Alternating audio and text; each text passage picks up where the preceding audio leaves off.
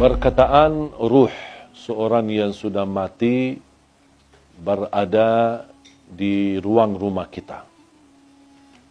Ada yang berkata selama 3 malam, ada yang sampai 40 malam.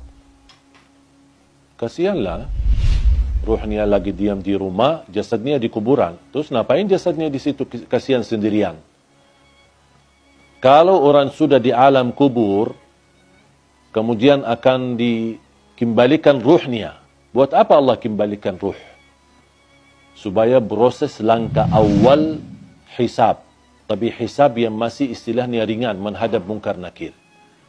Ada beberapa pertanyaan yang perlu kita jawab saat menghadapi mungkar nakir.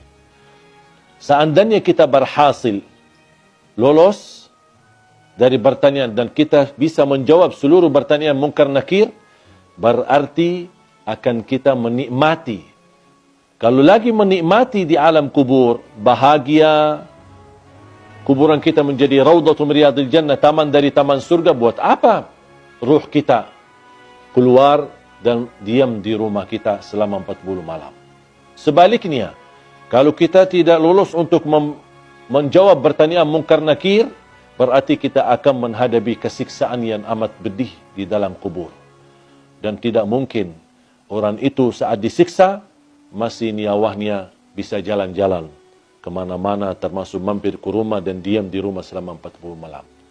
Itu semuanya hanya diperkirakan atau berkataan orang, tapi tidak ada dalil pun di dalam Quran atau hadis ruh kita akan diam di rumah kita selama sekian malam. Ruh kita berada di dalam tubuh badan kita saat kita dikuburkan. Allah kembalikan ruh kita akan menghadapi mungkar nakir.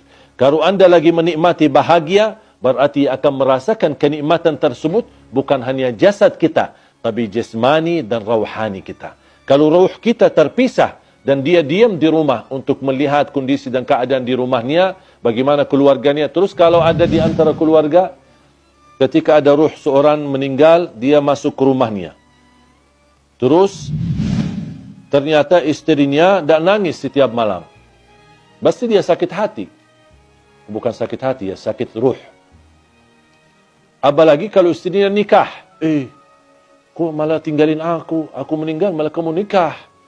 Berarti ruhnya lagi sibuk urusan keluarga. Ini semuanya tidak masuk akal. Makanya jamaah sekalian, jangan terlalu percaya hal-hal yang aneh-aneh. Kalau kita bahagia di alam kubur, berarti ruh kita akan disibukkan dengan kebahagiaan. Kalau kita lagi di alam kubur disiksa, na'udzubillah min zalik, berarti ruh kita akan kesibukkan dengan azab, na'udzubillah min zalik.